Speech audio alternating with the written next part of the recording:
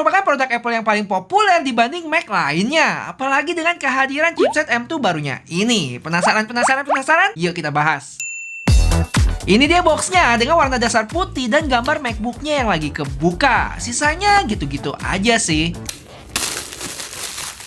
Dan kita kesampingin dulu laptopnya. Terus ada kotak tipis yang isinya kertas-kertas yang jarang dibaca dan stiker warna midnight. Habis itu ada kabel chargeran MagSafe yang warnanya midnight juga dan braided gitu. Terakhir ini kepala charger 30 watt. Sebenarnya Apple keluarin kepala charger yang baru juga ya, yaitu yang 2 USB-C gitu. Dia 35 watt dan mesti nambah sekitar 300 ribuan. Tapi pas gue pilih itu, ternyata pengirimannya jadi mundur. Jadi gue pilih charger yang biasa aja. BTW punya gue yang base model ya, 8 core CPU, GPU, 8GB memori, dan 256 storage. Harganya 18,2 juta kalau dirupiahin langsung dari harga Apple Store Singapura. Kalau harga sampai Indonesia, gue sempet cek sih di Tokopedia, udah ada beberapa yang jual, bisa intip deh ke sana. Cuman pastiin aja biar belanjanya lebih berfaedah, kalian bisa ikutan promo serbu official store Tokopedia. Belanja barang ori di tengah bulan ada diskon berlipat ganda. Flash sale sampai dengan 90%. Habis itu cashback dari banyak brand populer plus gratis ongkir sampai 100%. Bang, kapan aja tuh? Setiap tanggal 13 sampai 24 ya. Dan ini dia laptopnya yang diselimutin kertas putih. Langsung aja kita buka.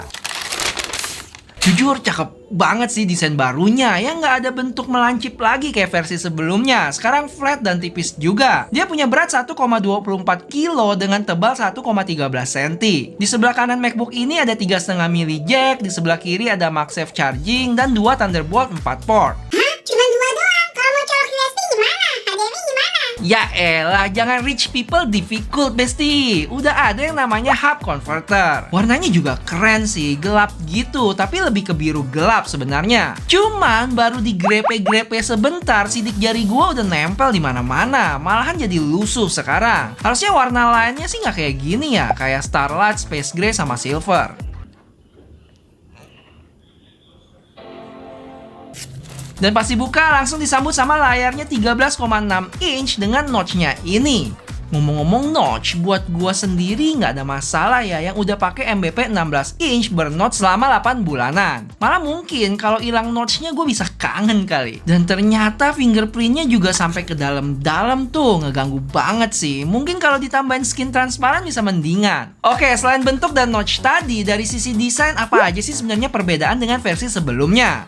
Tentu pertama warnanya ya. NBA M2 ini ada Starlight sama Midnight. Habis itu tombol function yang di atas sini udah full sekarang dibanding sama versi sebelumnya yang setengah gitu. Lanjut ke Touch ID-nya sedikit beda. Di versi baru ini ada lingkaran bulat. Kalau yang lama rata gitu. Oh ya, kalau gue perhatiin ya, uniknya di NBA M2 ini nggak kelihatan lubang speakernya loh. Walaupun gitu suaranya mantep cuy. Nanti gue tunjukin di belakang. Terus secara spek apa bedanya bang? Nah ini menarik. Yuk kita bahas.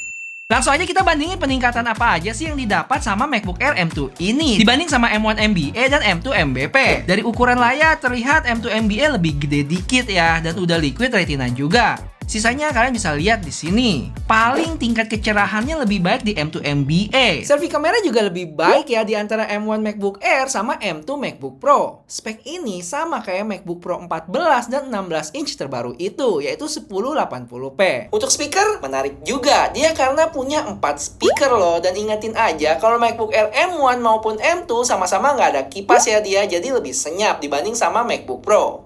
Tapi ada minusnya juga, yaitu dari sisi performance. Yuk kita bahas. Kalau dibandingin sama model sebelumnya, Apple ngeklaim M2 MBA ini bisa lebih cepat 1,4 kali dalam hal video editing. Wah, cukup signifikan ini perbedaannya. Tapi gimana kalau dibandingin sama sesama M2 chip, yaitu M2 MacBook Pro? Oh ya, sebelumnya maafkan nih, karena gue nggak ada M2 MBP-nya ya. Jadi gue mengutip beberapa sumber dari luar. Dimana hasilnya untuk benchmark yang sebentar gitu, keduanya masih seimbang. Tapi kalau udah di atas 4-5 menit, MacBook Air M2-nya itu bakal ngalamin throttle. Kenapa gitu? Salah satu jawabannya yang tadi. kipas. Kenapa MBP bisa mempertahankan performance-nya nih? Karena panasnya itu bisa disalurkan sama kipasnya. Sedangkan MBA itu nggak ada kipas. Jadi susah buat menyalurkan panasnya, sehingga pelan-pelan dia makin ngelambat. So, intinya yang Pro ini dari sisi performance lebih baik untuk menjalankan tugas-tugas yang super berat. Yang R ini lebih cocok di pemakaian performance mid-low, yang mana kebanyakan orang pakai laptopnya di sana, kayak browsing, nonton, zoom call, dan simple editing foto video. Kalau misalnya kalian edit video yang timelinenya sampai berjelimet gini, salah beli, mesti beli yang Pro itu mah, kayak MBP 16 inch M1 Max gua ini. Itu dari sisi performance, tapi dari sisi desain dan ukuran, jelas MacBook Air ini juaranya. Kalau bawa MBP gua ini tenteng keluar, jujur badan gua ini udah sempet teriak-teriak berkali-kali karena berat banget. Dan mesti bawa tas yang gedean dikit, apalagi punya gue yang 16 inch ya. Dan kalau kalian ngafe gitu, butuh meja yang lebih gede juga buat taruh laptopnya. Jadi hal ini bisa kalian jadiin pertimbangan ya. Oh ya, kita balik lagi ke spek. Buat yang kepo, kalau kalian mau mentokin spek MBA M2 nya ini ke 10 core GPU, memori 24GB, dan storage 2TB, total itu dia bisa mencapai 39 juta. Gile, angka yang fantastis nih. Terus yang custom gitu bisa dibeli mana bang? Kenalin, just tip rekomendasi gua, sg.shipshop. Kenapa mereka? Karena mereka beli langsung di Apple Store Singapura ya. Jadi pastinya asli, aman, dan pengirimannya juga relatif cepat. Kalau mau transaksi lebih aman, kalian bisa cek Tokopedia mereka juga.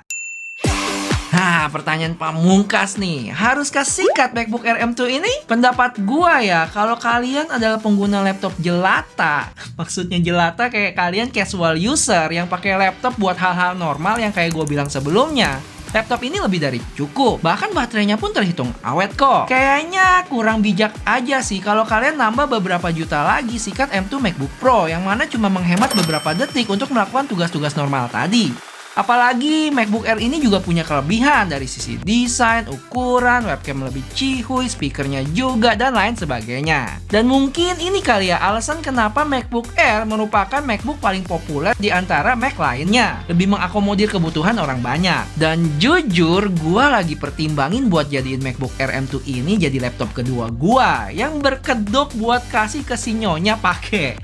Walaupun kemungkinan besar bakal gua yang sering pakai ya kalau lagi bawa keluar-keluar.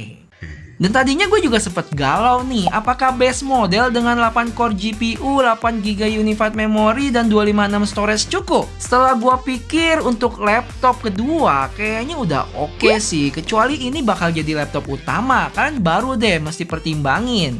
Dan menurut gua, idealnya itu sikat yang 16GB memori dan 512 storage. Cukup sakit sih emang nambahnya 6 jutaan lagi. Cuman ingat, MacBook zaman now itu sekali kalian udah beli, nggak bisa upgrade lagi ya ke depannya. Misalnya nambah memori atau storage. Jadi mesti dipikirin matang-matang. BTW bantu like video ini ya kalau suka. Sampai ketemu di video selanjutnya. Bye-bye!